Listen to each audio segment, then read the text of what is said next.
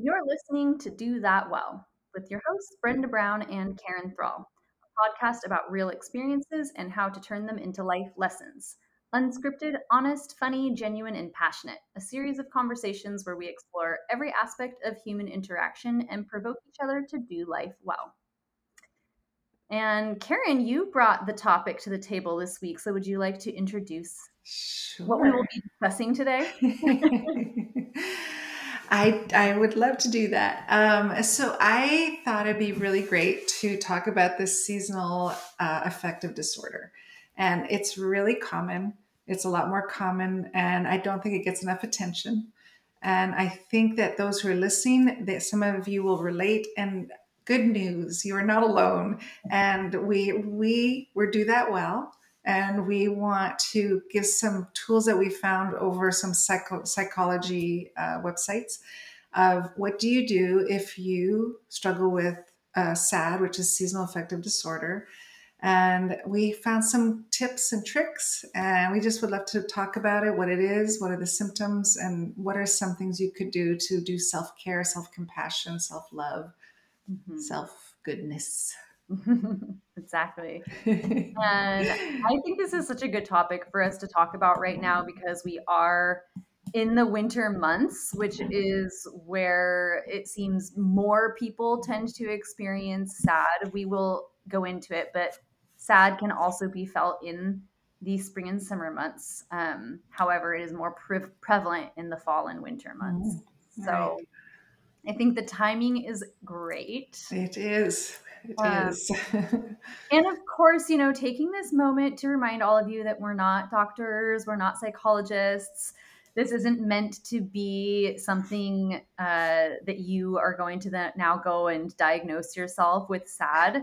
If you find yourself commiserating with this episode, I would say it's definitely a sign that perhaps it's time to talk to somebody about it, talk to a medical professional. But this conversation is just to inform you about what it is and get your wheels turning and see if it's something that Yeah. you might want to explore in your life. Mhm. Okay, so before we start talking about what it is, it's the articles that we refer to, there's the Mayo Clinic, Psychology Today, it's the American Psychological Association. So that's where we're going to get our references from, and we found out that approximately 10 million Americans are diagnosed with SAD, and what was it? 10 to 20% of Americans have a mild case of SAD, and so we're going to focus only on seasonal affective disorder because we're going to find it is a form of depression. But this is the only one we want to talk about because there's so many forms of depression. So we're going to try to stay on track with this one. But it might trigger you, the listeners, to think about maybe other forms of depression. But for today, it's going to be the seasonal one. Mm-hmm. With that being said, let's hop in. So, first off, what is SAD? I mean, we already named it. It's called seasonal affective disorder. And it is a form of depression, as you just said, Karen. It is a specific form of depression that happens during seasons. As I mentioned earlier, it is normally, or not normally, I shouldn't say, but it is more often found to be something that is experienced in the fall and winter months, but people can experience it in the spring and summer as well. It's essentially a form of depression that's linked specifically to the changes in daylight and how much daylight you're receiving. I'm sure there's a lot more science in there, but from what I've read, it sounds like it has to do with your circadian rhythm and those changes in daylight, whether that be going into those fall and winter months or spring, summer, will then affect your circadian rhythm, which just eventually leads to other things in your system that Yeah. then causes a form of depression. Mm-hmm. Very, very simplified version. Yeah. And I'm glad you're really touching on the seasonal thing, because I do have some people that I know in California where it's blue skies, and it affects them in the summertime. So when you hear people, even in beautiful places like California, saying, I've been diagnosed with SAD, and you go, but you don't have any winter there. You don't have clouds there. It's not that. It's a seasonal change. It's a seasonal shift. And like you were saying, even the daylight, how much daylight people are experiencing is going to affect. Mhm. Also on the West Coast, right, going all the way north down to the south, there's a strong marine layer cloud. So you have it in San Francisco, San Diego, and that strong marine layer cloud can also just that gloom, that gray, that can affect, and that comes in seasons. You know, that's Mhm. not all the time. So these are the things that we thought were really interesting while we were reading these articles. Definitely. So now that you, as the audience member, hopefully have an idea, a general overview of what SAD is, and we'll be referring to it as SAD, seasonal affective Yes. disorder, to make it easier. Let's talk a little bit about some of the symptoms, some of the things that might cue you into the fact that perhaps you're experiencing, SAD or the winter blues if you're a person that's experiencing them in the winter months. Mhm. Again, it is a form of depression.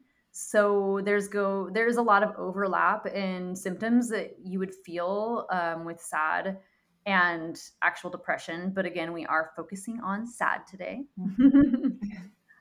So just to quickly name off a few, and then we can talk about our thoughts and feelings on them. But feelings of hopelessness and sadness, hypersomnia, or the tendency to oversleep if you're experiencing SAD in the winter months, but then also insomnia if it's something that you're experiencing in the spring and summer months. Mhm. So it's interesting how, Mhm. depending on what season you're feeling SAD, some of these symptoms will be, what would that word be? Like the inverse of one another. Yeah, right. Yeah.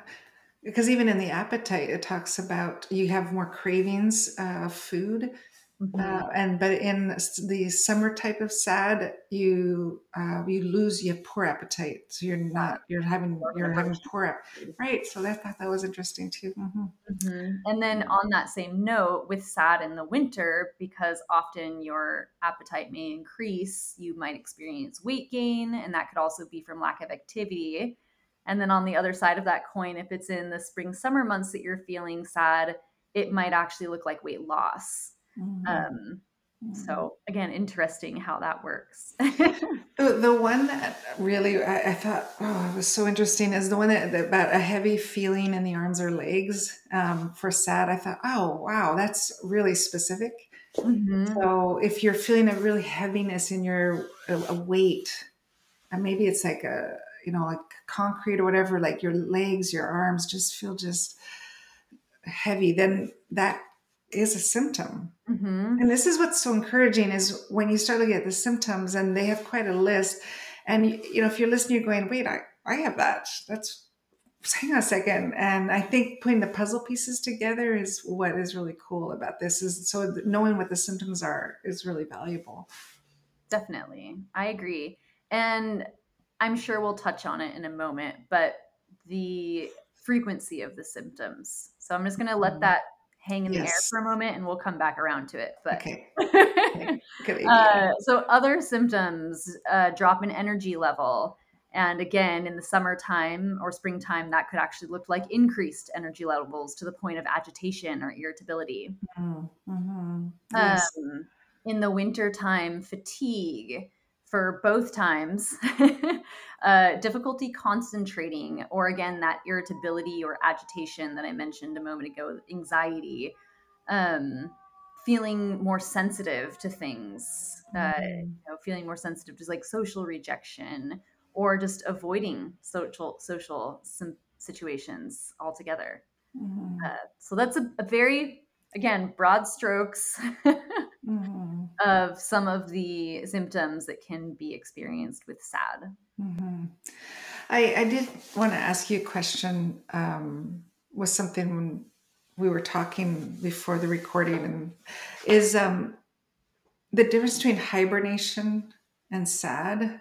That hibernation, and I told you this. I had this romantic idea of like Minnesota, where there's lots of snow and it's cold and people are all it's too cold to go outside. And so they're around their fireplace eating stew.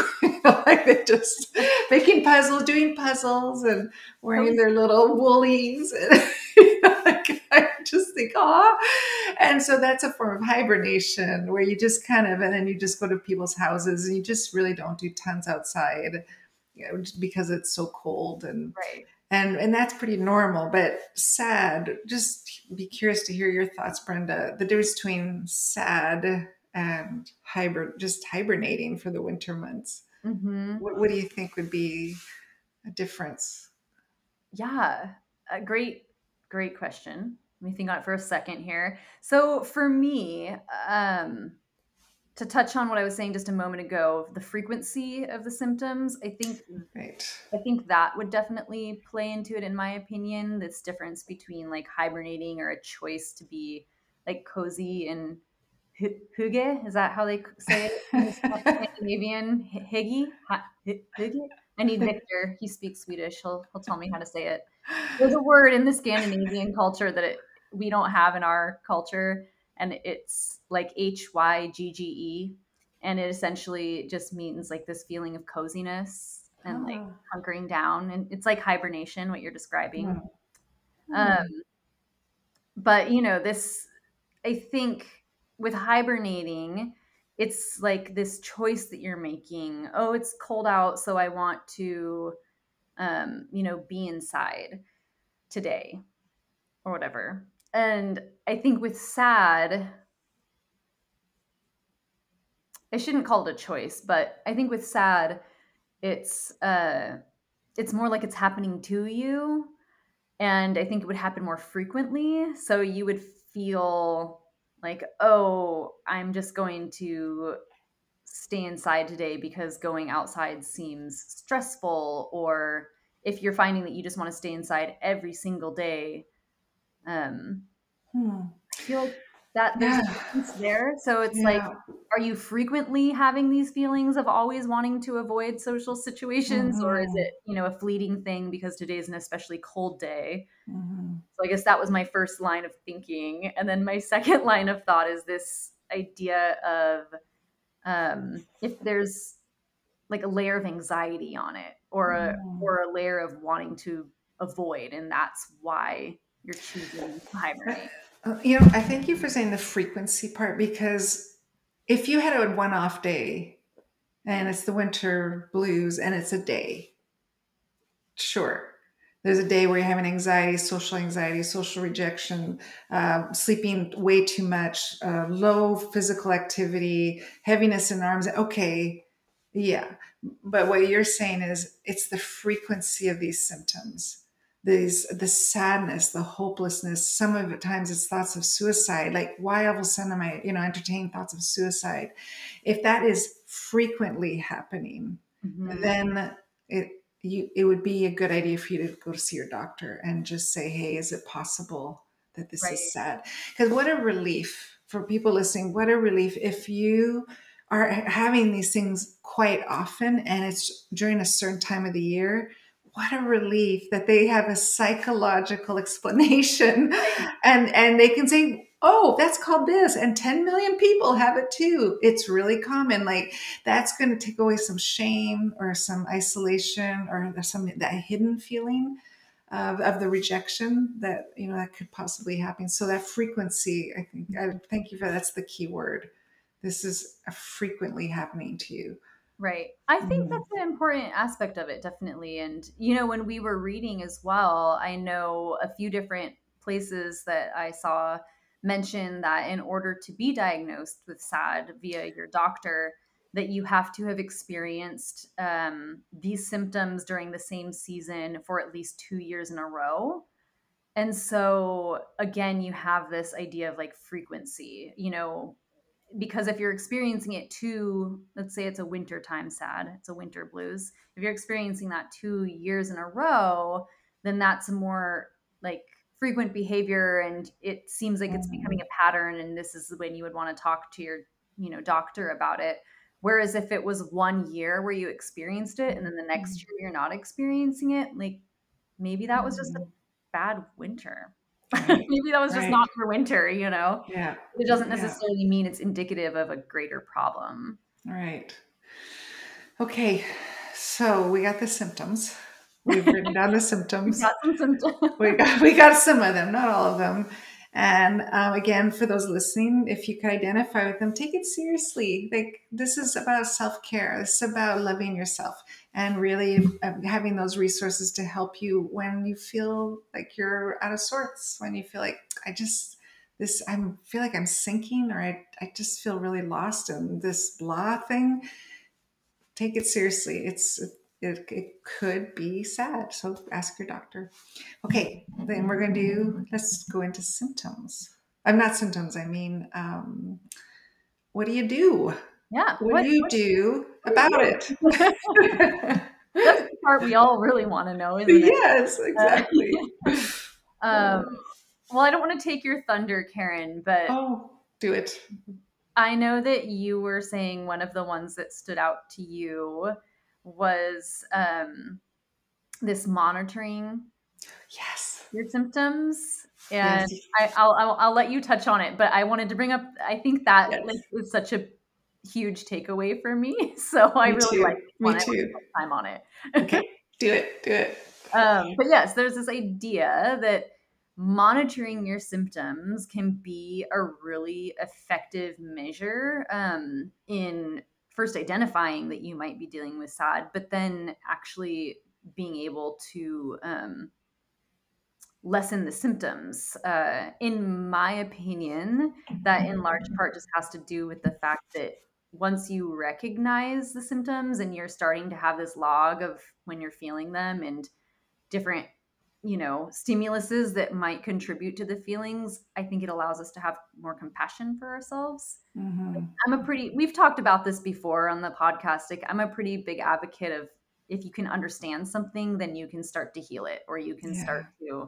to, right? Like, you have to understand it first, and you have to be able to Mm-hmm. name it and identify it. So Yes, and I am with you. I am a big fan of monitoring. Like, not just on this topic. I think on so many. I like monitoring. I like doing that, and so you follow the pattern, and it helps you understand. Like you were saying, using your word. So and in these articles, they strongly suggest, because it's effective. And what you do is you check in on yourself and just see where you're at. How am I feeling? What am I feeling? What's my body feel like? And you can maybe put a little graph, say, how are my emotions? What are my emotions? What's my body doing? How high is my activity level? And what's the weather outside? mhm. And just rate, put a 10 out of 10 and go 2, 4, 6, 4, 2, 4. Okay. Ding, ding, ding. Something's not right here. And then, the next day, I'm doing great. 10, 10, 10, 10, 10, 10. Great. Okay. Next day, oh boy. Like I've done these kind of monitorings on other topics in my life, and they are gold to me. They're such an incredible resource. And you just watch the pattern. You could draw a graph, and just put the dots in, or whatever. But you just start seeing the pattern, and that's going to help you have wisdom for yourself. Yes. So yeah, totally a big fan of monitoring. Yes, me too. Yeah. And I like with SAD specifically, as you said, keeping a note of the weather Mhm. in relation to the symptoms that you're feeling. And the reason I think that, and again, this is just my opinion, but the reason I think that that particular data point would be so essential to understanding SAD is because, again, this is a seasonal affective disorder, and it is directly linked to the amount of sunlight that you're receiving, whether it's a lack of or more sunlight than you're used to. And that is, directly affecting your mood. Mhm. So I think, like, yes, taking a note of the UV index that day, or whether or not there was cloud coverage, can Mhm. give you a lot of information. Mhm. I don't think I revealed this yet in today's episode, but I've probably talked about it in the past at some point. But I am a person that experiences SAD. I do experience seasonal affective disorder in the winter time, the winter blues. And for me, that particular aspect of taking note of the weather that day and then thinking about where my mood was at, it, it and this is just my experience, but for me, it's been so eye-opening because I can see how literally, like, if the first few hours of my day is cloudy, I will notice that I am in less of an energized mood that day compared to a day where it starts out really sunny. Um, so I can say firsthand that it can help give you some understanding about what you're feeling. Because even on the daylight, it's natural light. So if you think of that, you work in an office and you're not by natural light, to get up and just go stand in natural light, regardless of the time of day, regardless of the weather, because it's not necessarily about weather. Yes, blue skies and a bright sun is way more effective than an overcast sky. But that feeling of going outside into natural lighting or sitting indoors and just stare outside, look outside and do it. It's worth it if it's going to adjust you and adjust your how you're feeling, if you just take a moment and spend time in the natural light. So I thought that was really cool how much they really emphasize the natural light. They said sit by a window or get out for a walk during daylight hours. You could even take up a winter sport to get you outside and keep you moving. And it just says it can, yes, it does. Soaking up as much as you can lessen your symptoms. So it's not the solution, but it does lessen the symptoms. It can help. Yes, exactly. I love what you said, Brenda, when you said you look outside, you go, oh yeah, it's cloudy. Oh, right. That's why I'm sad. Like, isn't that amazing? Oh, right. I just looked outside. It's cloudy and I'm sad. Perfect. There we go. I know what this is. I know what this is. Right. Because we can have a tendency to start spiraling and making something worse than it is when you go, you know what? It's this, and I know this about me, and I'm okay with this. I'm okay with this, and it will pass. Yes. It will pass. So for me, the understanding is, I mean, more than half the battle, really. Because it allows you to change your narrative. Like you said, I think it can be easy to let it spiral in our brains. But if you have that information, you can change the way you view it. Yeah. Yeah. So not solutions, I should say, but more things that could lessen the SAD that is being felt. Eating healthy. So you may remember that one of the symptoms that we talked about with winter SAD is to go to comfort foods or find that you want to eat more sugars and fats and caloric foods. Or in the winter or in the summertime, if you're feeling sad, it could be in the form of having food aversion or not wanting to eat food. So just making sure that you're eating healthily. Making sure that you're eating all your food groups. Do people still use the pyramid these days? I don't know. But making sure you're getting all of your whole grains and your fruits and vegetables and all of the things that are good for you can be helpful. Yeah. Some ideas, which maybe I was going to say this later, but I'll say it now and then segue back in, was another thing that we learned was planning ahead. So when you monitor yourself for 2 years, you go to your doctor and the doctor goes, yep, you're right, or whatever the doctor will say. Then what you do is now you know for sure, and you can now plan for it. Instead of resisting it, hoping it won't be like that this year, it's almost like an acceptance. Wow, compliment to me. I'm very connected to the earth. I'm very connected. But it's that thing of going, okay, while I'm not in that seasonal affective disorder, that season, I'm going to prepare for it. And what are some things I can do to prepare for it? And eating healthy could be that you start freezing up food, or you start having fun, maybe playing with your friends to have fun recipe cooking day, something that makes I need to have this ready so that I'm not going to just spiral, or I'm not going to get to that low place. And some of the healthy foods, sometimes we just need to have something in our mouth. So you could have things in the fridge just for that, just the pleasure of just eating carrots or celery or whatever, if just to get past that urge to eat the food that you're going to regret later. Right. Yeah. Cut apples you could do, and all kinds of stuff. Yeah. I like what you're saying about planning, though.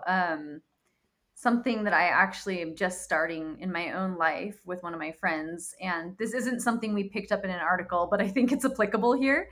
And we have talked about this concept in the past as well. But I think finding somebody that you can be accountable with. Yeah. So my friend and I, we are going to start picking out a recipe every now and then we're going to choose a day, and we're not going to cook together or anything, but we're going to choose a day to make the same recipe so that we can then recap with one another. And it's just an accountability thing. Like, hey, That's I great. made that dish today. Hey, me too.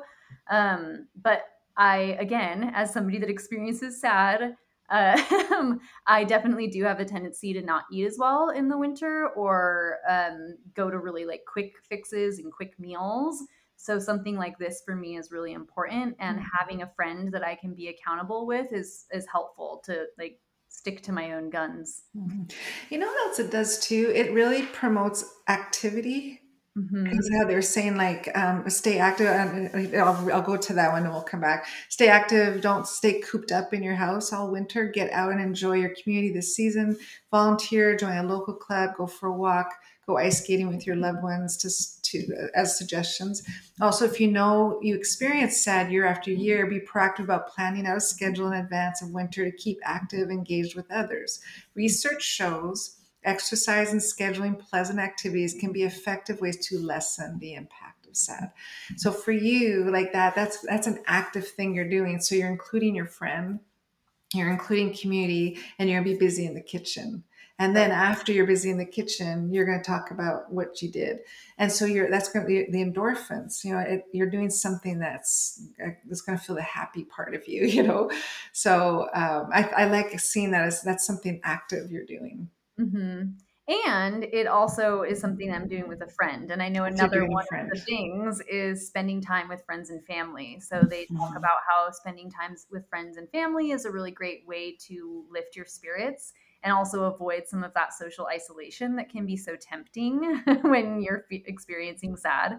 It says, snuggle with your kids, your pets, visit with friends while you're enjoying a cup of tea or playing games. But talking about it and talking about how the season is affecting you with people that you love and trust can also be a way to lessen the symptoms of SAD. So look at that. I guess I was incorporating all of these things Yeah, without knowing it. that's so good. The last one is seek professional help. So we've been saying that quite Yes. a bit in this episode because it's worth it. Professionals are there because they're experts and they know how to guide us and they know how to navigate these situations with us because they've done all the research. They have all the information you need and they're there to support us. So seek professional help if you continue to struggle with these feelings of depression, because it is a form of depression, and take that seriously. And Mhm. and it's also research shows that psychotherapy, such as cognitive behavioral therapy, is an effective treatment for SAD and may have more long-term benefits than light therapy, which is another option is light therapy. Daily use of, and also they may prescribe antidepressant medication or some type of medication that might be something they prescribe. And for Mhm. just for the season, they may say just take this for a couple of weeks and kind of even out everything that's going on inside you and then come back to me and let's see how you're doing. That is an option that they may prescribe, but definitely um, our professional doctors are there to support us and care for us. So reach out to them. Yes, definitely. And my hope is that this conversation is just another, drop in the bucket of us trying to continue to destigmatize talking about things Yes. like this and Mhm. seeking help for things like this. I think, like you're saying, Karen, um, like utilize these resource, like the resource that is your doctor, because I think when it comes to this sort of thing, a lot of people don't think to themselves, oh, I should talk to my doctor about it. We think about that when, our knee hurts or when your elbow flares up when it rains. I don't know. But but we don't It's true. we don't remember, I think, on occasion that we can also go to these medical professionals Yeah. for things like SAD. And again, this reminder that, what was it, 10 million people 10 million in people. America, I think specifically it was, experience SAD every year. So it's nothing to be ashamed of Yeah. or feel like you should hide. And I guess my final 2 cents is just that I encourage you all to have these conversations with the people around you, whether or not it's something you experience directly. I feel pretty confident saying you probably know somebody that does experience it, Yeah. and you may not know it. And perhaps this could be a good conversation to have with those around you so we can Yeah. all continue to feel more comfortable and Yeah. stigmatize these topics. That's great. Thanks. Thanks. This was good. This was good. A great way to start our January. Yes. A great way to start our podcast. So do that well. And we're tackling a topic that's not talked about a lot. And so I hope the listeners really felt connected. And we so appreciate you all listening. And Yes. there we go. Here we go. Here we go. 2023. We're here. 2022. Oh my gosh. I'm trying to skip ahead. Wow. Pandemic brain. 2022, we're here. We're here. Thank you all for listening, and we'll be back next week. Bye-bye.